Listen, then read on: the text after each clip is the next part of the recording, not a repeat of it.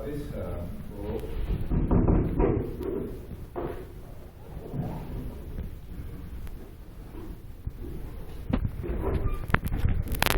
Muy buenas tardes. El tema del día de hoy que vamos a compartir es un análisis comparativo entre las normas de diseño sismoresistente del hermano país del Ecuador y también de nuestro país, ¿no?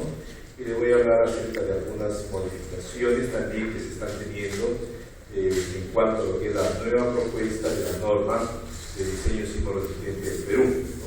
Tenemos una nueva propuesta que es de este año del 2014, ¿no? En esta propuesta del 2014 de la norma de diseño sismoresistente nos habla de varias cosas positivas, ¿no? Pero primero analicemos los estados en los cuales nos encontramos, ¿no?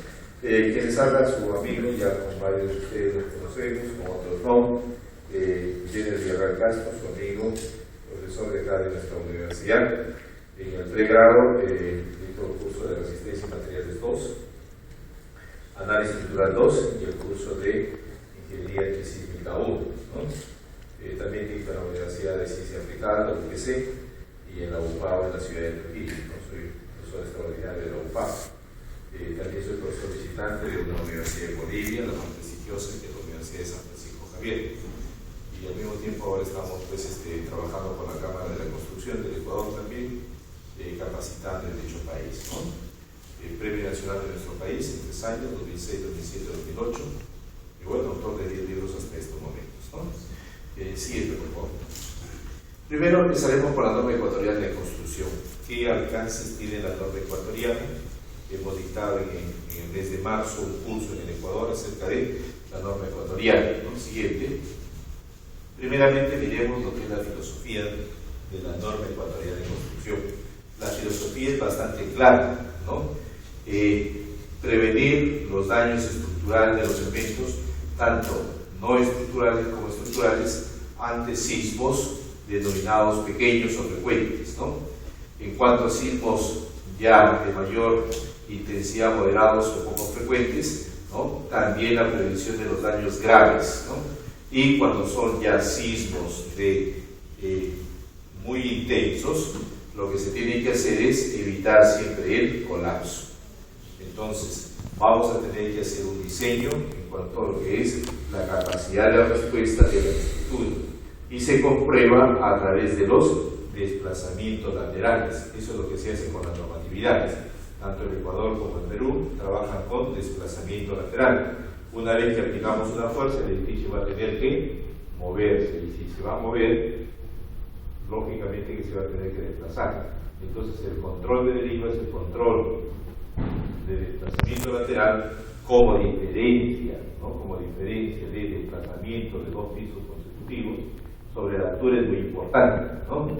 Es controlar las derivas, ¿no? Y en la parte inferior puede disipar energía de formación inelástica haciendo uso de técnicas modernas en cuanto a lo que son disipadores y aisladores sísmicos. Eso tiene la norma ecuatoriana. Siguiente. Primeramente, todo se inicia con un metrado de cargas por sismo.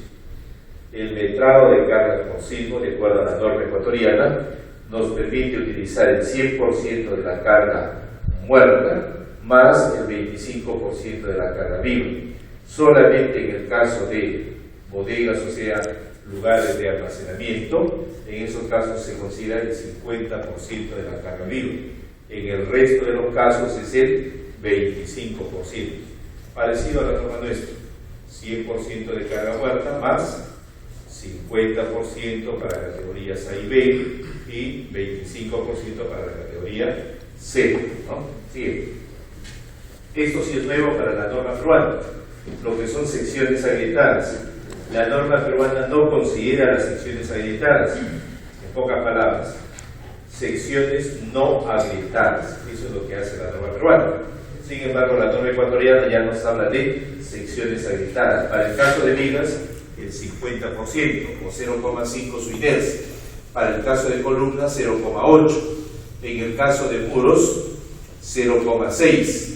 Para los 2 primeros pisos, ¿no? Y en el caso que se tenga un subsuelo, el primer subsuelo, ¿no? Para albañilería, también nos nos habla de la albañilería, ¿no? En cuanto a lo que es la sección habilitada del 50%, cuando hay una relación entre la altura con la longitud mayor a 3, ¿no? Para altura longitud menores a 1,5 no se considera sección habilitada, ¿no? Y para muros con relación altura longitud entre 1,5 y 3, lo que se tiene que hacer es interpolar, ¿ya? Se tiene que interpolar. Eso es lo que hay de novedad en la norma ecuatoriana.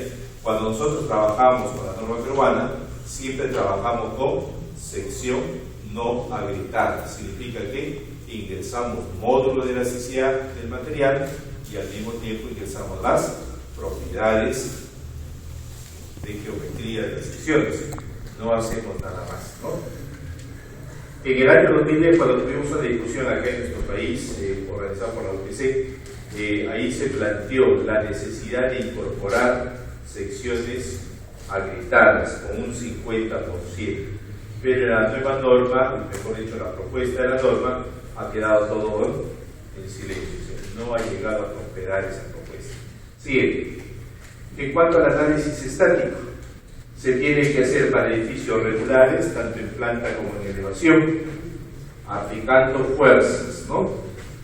Primero se calcula el periodo de vibración. ¿Cómo se va a determinar el periodo de vibración? Por la fórmula 2.20, que nos están indicando. En esta fórmula 2.20 podemos ver que el periodo de vibración significa el tiempo necesario para realizar un ciclo de movimiento, ¿no? Tiempo necesario para realizar un ciclo de movimiento, será igual a C sub t por H sub n elevado a un exponente alfa, ¿no? El H sub n que viene a ser es la altura del edificio desde el nivel 0 hasta la parte más alta, altura del edificio. Y el C sub t, ¿cómo lo voy a obtener? Me indica ahí. Si es una estructura de acero sin arrastramiento, el C sub t es 72 sobre 1000 y el alfa 0,8. Si es una estructura de acero con arrastramiento, 73 sobre 1000 y alfa 0,75. Si es una estructura aporticada sin muros estructurales ni diagonales, significa aporticado 100%, C sub t 47 sobre 1000 y alfa 0,9. Y así nos dan las características, ¿no? Para pórticos de concreto con muros estructurales o diagonales riginizadoras, ¿no? A lo que es albañilería o mampostería, C sub t 43 sobre 1000 y el alfa 0,75. Ya es distinto a la forma como se ha calculado lo que es el periodo de vibración de la norma nuestra, ¿no? La norma nuestra era H sub n sobre C sub t, ¿no? Entonces acá ha cambiado, ¿no? Siguiente. Después de ello debemos de calcular la fuerza cortante en la base, la cortante basal. Para determinar la cortante basal podemos indicar que va a depender del factor I. El factor I viene a ser el factor de uso o importancia de la edificación. Luego S sub A, ¿no? Que viene a ser la aceleración espectral. W ya lo mismo que había sido ¿qué? El peso por sismo, ¿no? Peso por sismo. Sobre R, que viene a ser R, es el factor de reducción sísmica, R. Phi sub P viene a ser el factor o el coeficiente de irregularidad en planta, Phi sub T es el factor de la irregularidad en elevación, que es lo que nos están indicando, irregularidad en elevación. Una vez que tenemos ese valor de la cortante basal, lógicamente que tiene que ser para ambas direcciones, igual que el periodo fundamental. Para determinar la aceleración espectral, vamos a escoger la meseta, es decir, la parte más alta que se logra con el espectro. Y esa parte más alta es igual a N, Z, F sub A. ¿Qué viene a ser el N?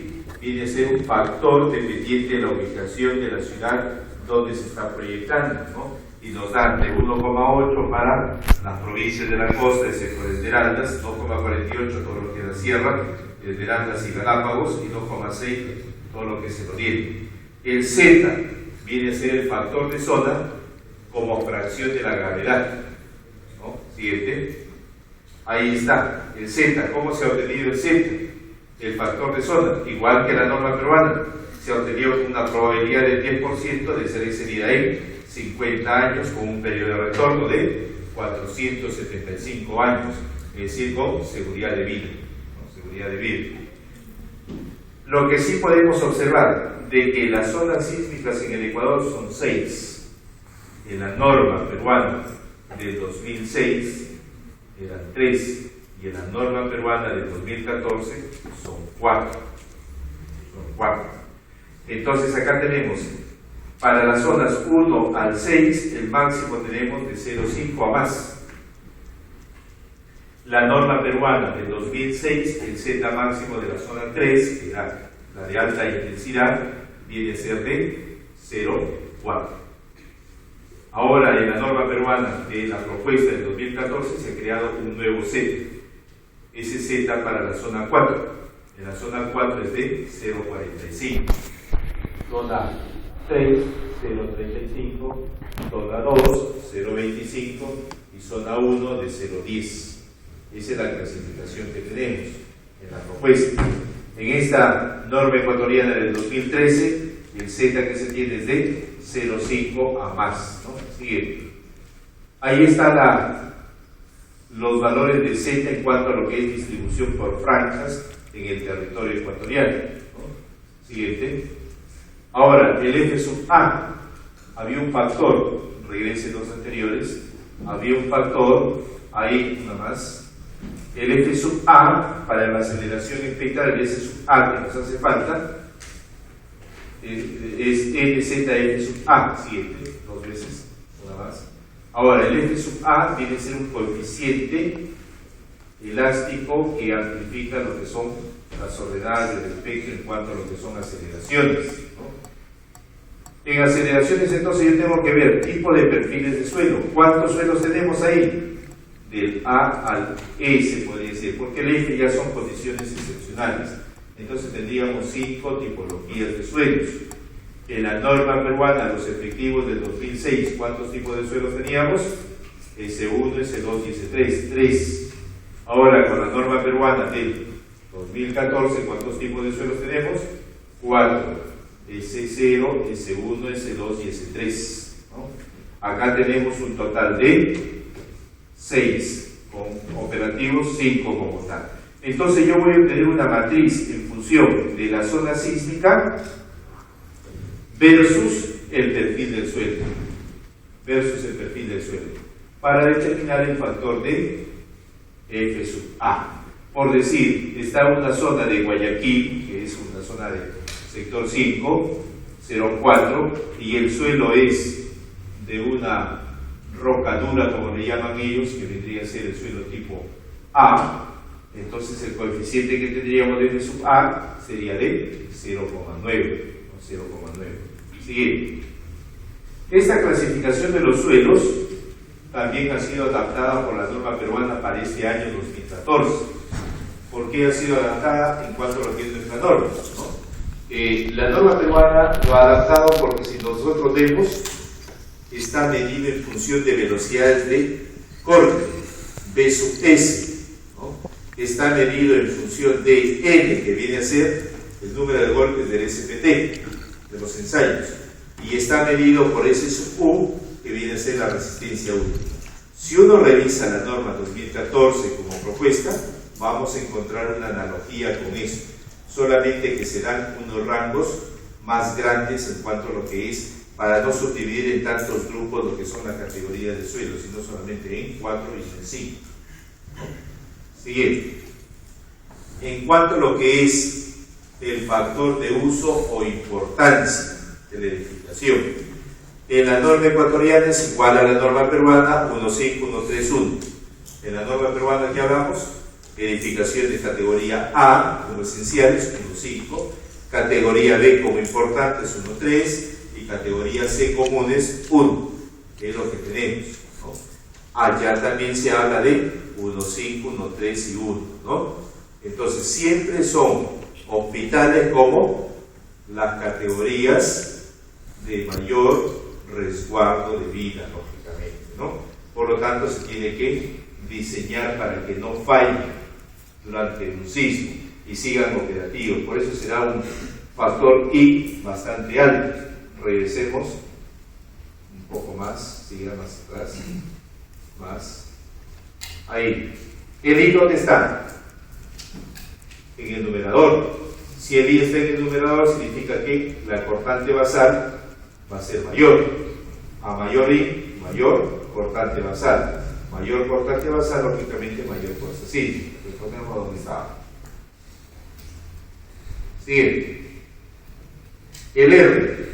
En el denominador estaba el R. El R es el coeficiente de reducción sísmica. Y nos dan para los distintos sistemas estructurales los R que vamos a tener. El R máximo que nosotros tenemos es de 8. En el Ecuador el R máximo que se tiene es de 7. Siguiente. Las configuraciones para las irregularidades, porque nos está hablando de irregularidades en elevación, irregularidades en planta. Las irregularidades, ¿qué es lo que tenemos acá? ¿No? Irregularidad en elevación, para que sea totalmente regular, el F sub E, el phi sub E, se considera como 1. Podemos ver en elevación, lado izquierdo, la primera figura, hay una continuidad de los sistemas, las alturas son las mismas. En la parte inferior, la sección, en cuanto a dimensiones en altura frontalmente, también es exactamente lo mismo. O hay una disminución en forma lineal, ¿no? En forma lineal. Ahí tenemos entonces como regular, ¿no? Lado derecho en planta, cuando el centro de masa coincide con el centro de rigidez, también está categorizado como regular, 100% regular. Entonces ahí el phi en planta debe de ser igual a 1 por acá. Siguiente. En cuanto a lo que son no recomendados, la norma no lo recomienda, y algo que no se debe de hacer, desalineamiento, por ejemplo, en las columnas. Si vemos el primer gráfico, ahí está subiendo la columna número 2 en cuanto a de izquierda a derecha, y podemos observar de que llega hasta un punto y hay una discontinuidad, es decir, la columna nació de una viga por ahí, y eso no es posible. Entonces se va en contra de lo que es el comportamiento estructural. En el otro caso, en la parte inferior, ¿no?, se tiene, cuando hay una reducción de muros, como podemos ver, el piso 1 tiene un muro con un ancho, el piso 2 con menor ancho, el piso 3 de nuevo regresa al ancho inicial. Eso no es adecuado, ¿no? Entonces también se tiene que evitar ese tipo de casos. En el otro, también, ¿qué es lo que tenemos? Alturas no son las mismas en todos los pisos. Si podemos ver en el gráfico inferior, un piso tiene en una parte una altura como techo, en la otra, en la parte central, totalmente diferente la altura. Eso no es adecuado.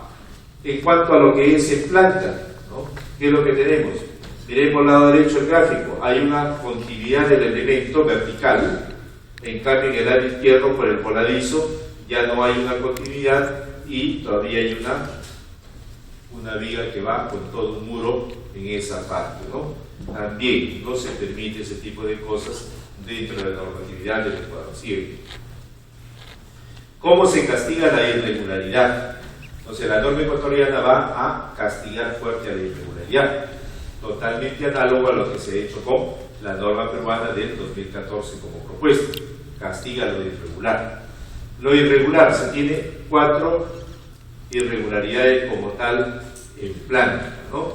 Las 3 primeras irregularidades y una cuarta como FPB, ¿no? FIPB y el otro FIPA. Siguiente. Acá tenemos las irregularidades en planta. La primera irregularidad, la denominada torsional, se castiga con un factor de 0,9 y nos dice que el desplazamiento del centro de masa, si es mayor a 1,2 el promedio de los extremos delta 1 y delta 2, estamos en una irregularidad en torsión. Con 0,9 también lo que es retrocesos excesivos o esquinas entrantes. Cuando la longitud libre donde se ha hecho la abertura es mayor al 15%, también se castiga como irregular.